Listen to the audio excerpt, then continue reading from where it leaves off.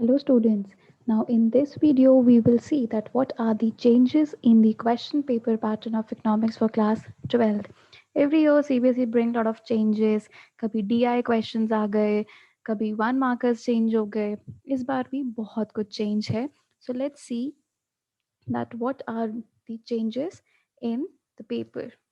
First is the general instructions itself. अगर आप देखेंगे जो third point है which clearly state कि 1 to 10 1 marker क्वेश्चंस हैं और 18 to 27 भी 1 marker क्वेश्चंस हैं जिसमें आपके 2 केस बेस्ड क्वेश्चंस हैं और वो जो केस बेस्ड क्वेश्चंस हैं that is question number 7 to 10 आपके मैक्रो इकोनॉमिक्स में और क्वेश्चन नंबर 25 to 27 ये है आपके इंडियन इको में. नाउ उसके बाद 3 4 6 marker questions and please write according to the marks being given. Now, the next change you will observe that is all the 1 markers are MCQ. ये बहुत ही बड़ा advantage है for these children.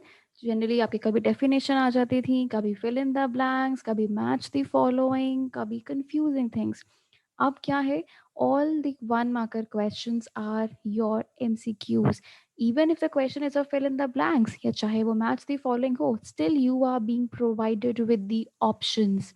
So these are the screenshots being taken from the sample paper of 2020 itself. You can see, you can observe कि जैसे question number 2 भले ही fill in the blanks है but you can see, you can find there are 2 options.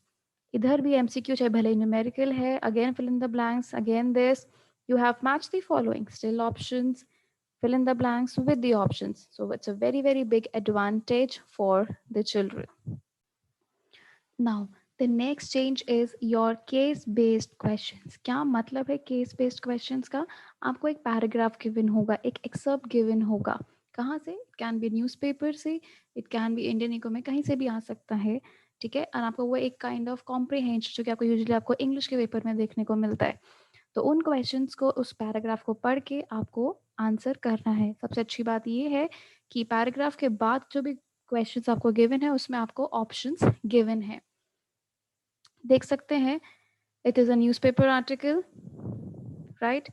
Then you can find out the 2 options as well, increase या decrease, choose the correct alternative. So these are case based questions जो कि बहुत easy हैं, आसान है, ऐसा कोई मुश्किल वाली चीज़ नहीं है. बट हाँ, ऐसे क्वेश्चंस आपके इंडियन इको में भी हैं और आपके मैक्रो में भी आएगा ही आएगा इस बार का. And then most important change is your assertion and reasoning based questions.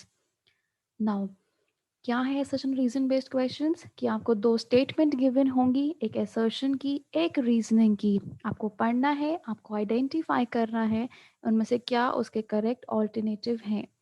Now ये ऐसे क्वेश्चन सॉल्व कैसे करते हैं ये मैंने अपनी नेक्स्ट वीडियो में एक्सप्लेन करा हुआ है.